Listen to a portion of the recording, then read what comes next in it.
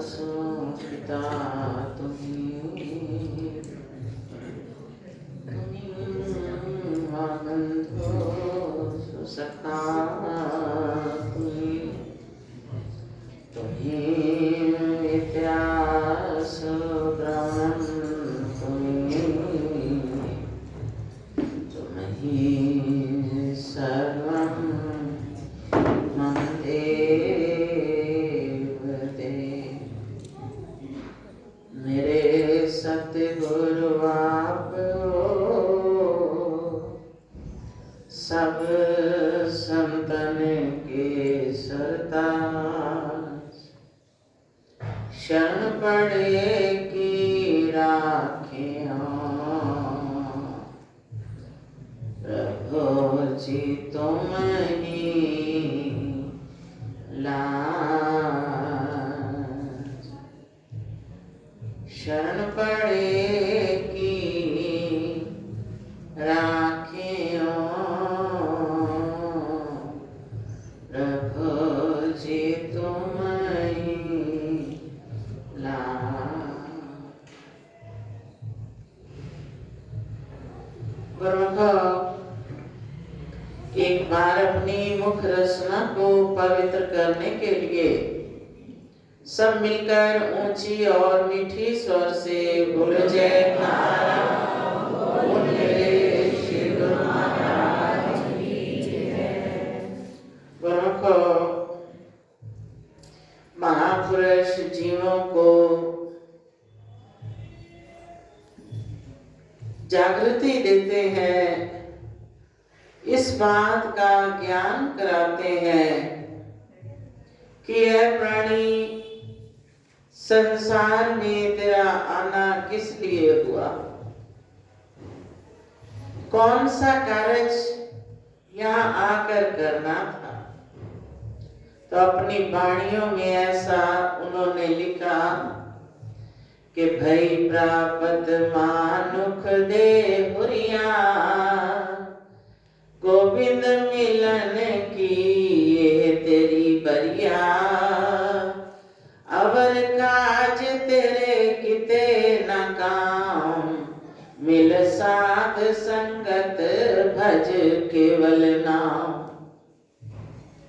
कि तुझे मनुष्य जन्म भई प्राप्त मानुख दे हुरिया, ये मनुष्य जीवन तेरा बड़ा अनमोल है, किसी खास कार्य के लिए तुझे मिला।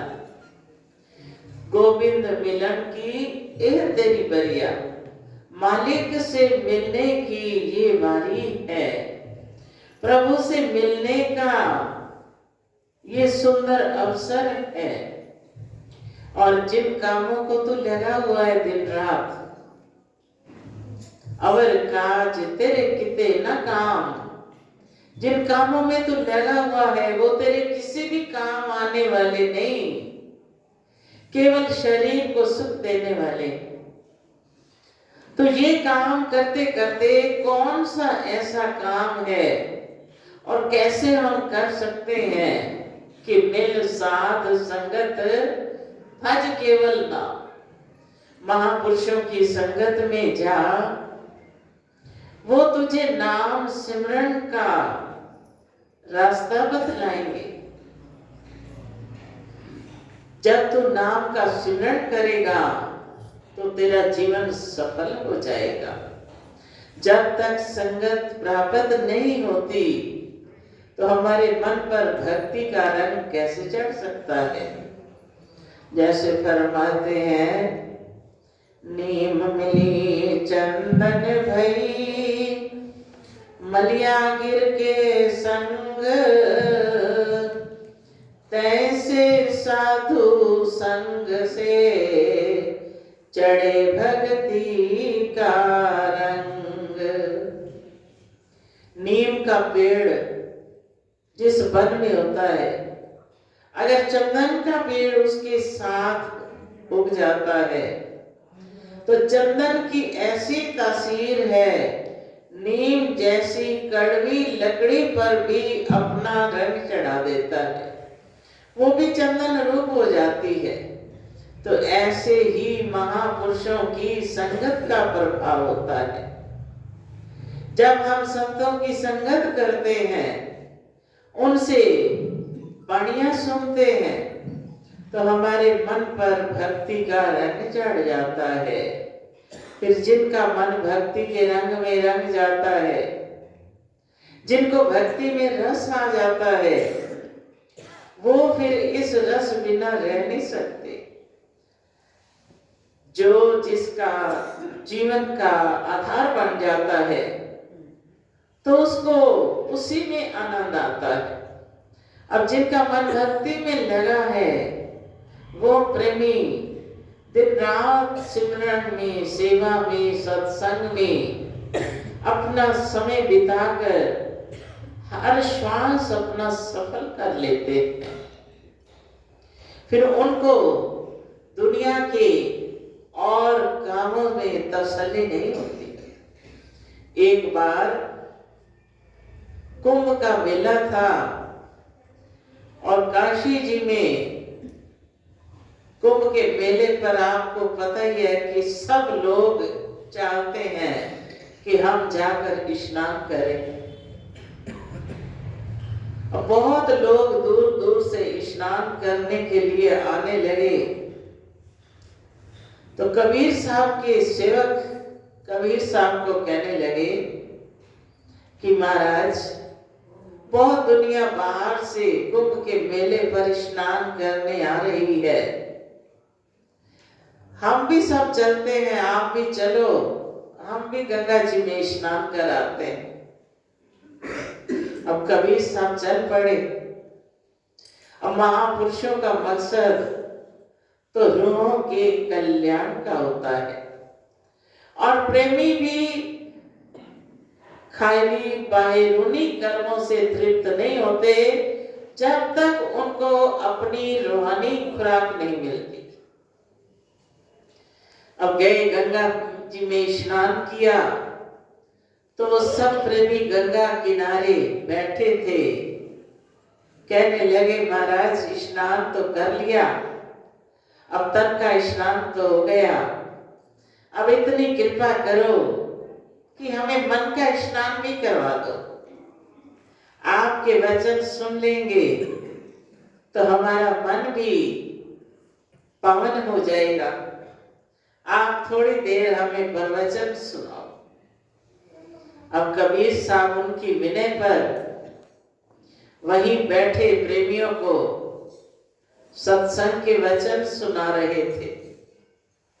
तो उस समय औरंगजेब का राज था। इतने में कोई राजा का नजदीकी वहां से निकला। उसने क्या देखा कि ये कबीर साहब गंगा किनारे बैठकर भी सत्संग कर रहे हैं।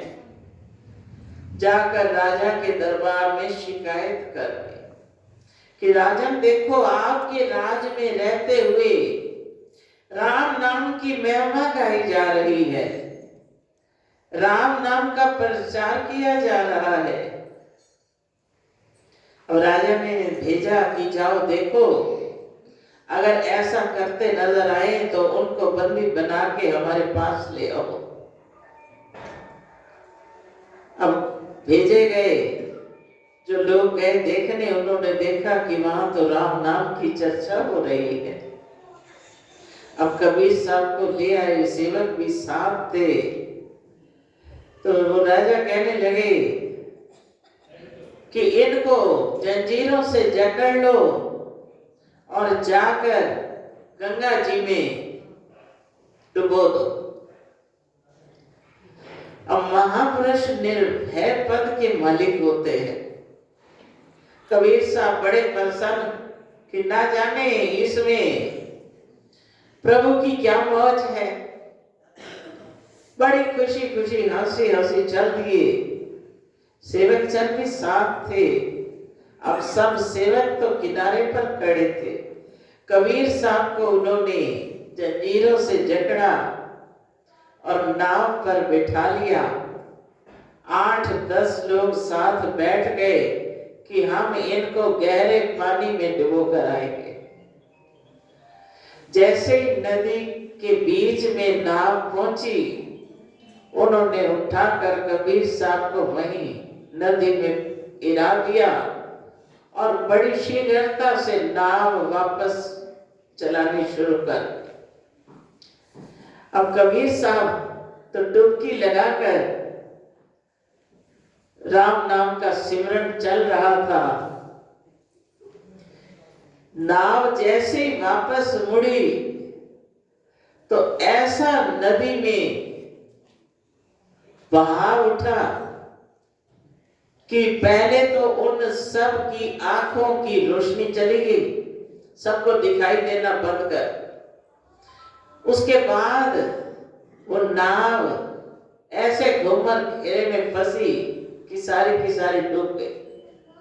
और उधर कबीर साहब जिनको डुबोया गया था वो प्रभु का नाम उच्चारण करते करते जल के ऊपर आए तो क्या देखते हैं कि जल के ऊपर वृक्षशाला बिछी पड़ी है, उस पर कबीर साहब बैठे हैं और जल की लहरें आकर उन जंजीरों को काट रही हैं।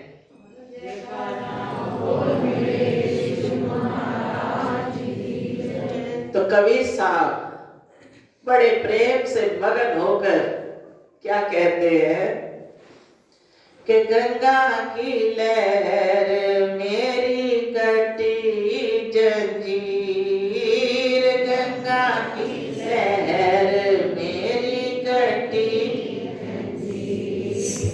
मेघशाला पर बैठे कबीर, मेघशाला पर बैठे कबीर, कह कबीर को संग न साध, कह कबीर को संग न साध, जल थल राखत है प्रभु आप, जल थल राखत है प्रभु आप, जल थल राखत है प्रभु आप, जल थल राखत है प्रभु आप।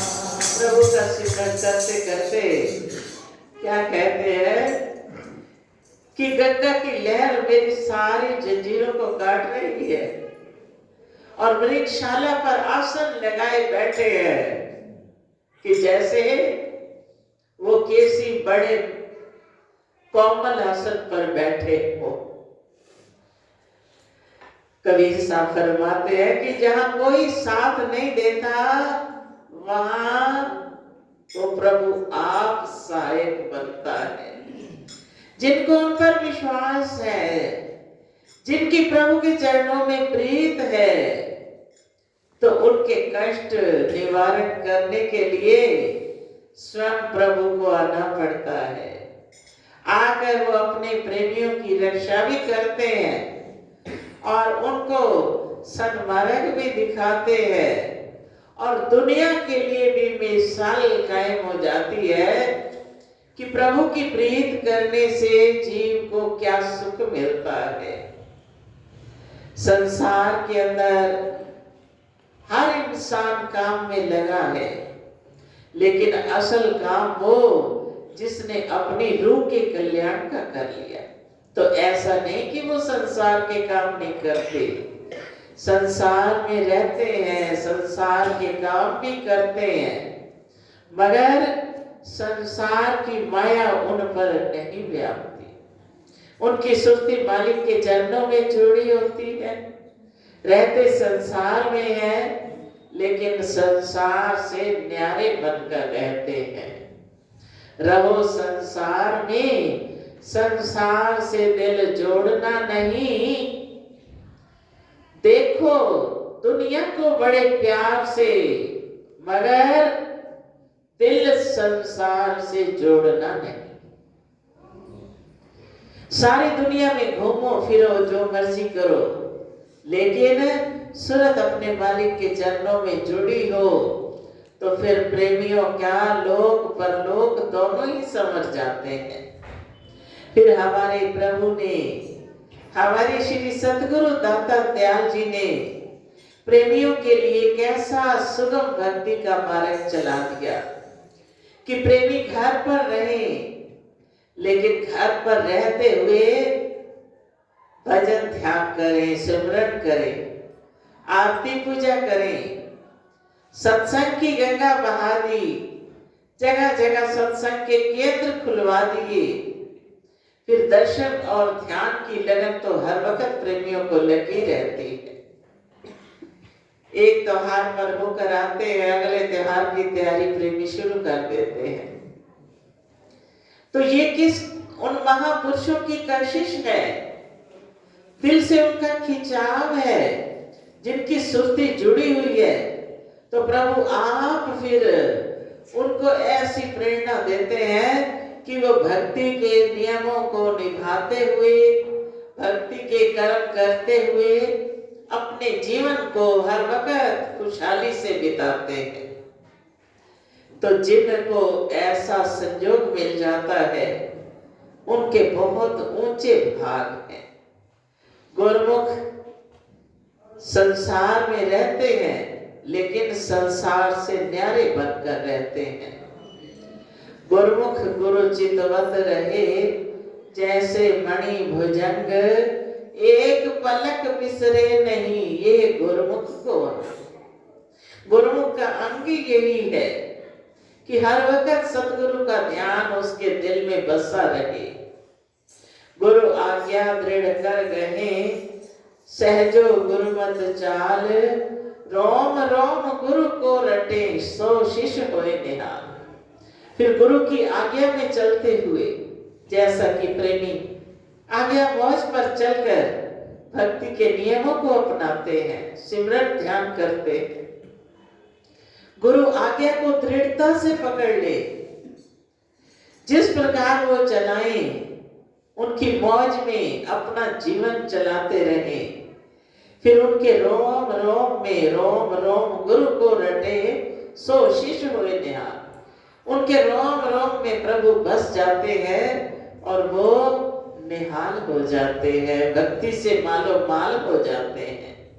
तो प्रभु के चरणों में हम यही प्रार्थना करें कि प्रभु आपने ये सुंदर अवसर हमें बख्शीश किया, तो ऐसी कृपा करना कि हमेशा हमें आपके वचनों को साकार करने की शक्ति प्रदान करना, कि जो आपकी आज्ञा है, आपकी मौज है, उस पर हम चलते रहें, भक्ति के नियमों को अपनाते रहें, सतगुरु की आज्ञा में अपना जीवन बिताते रहें।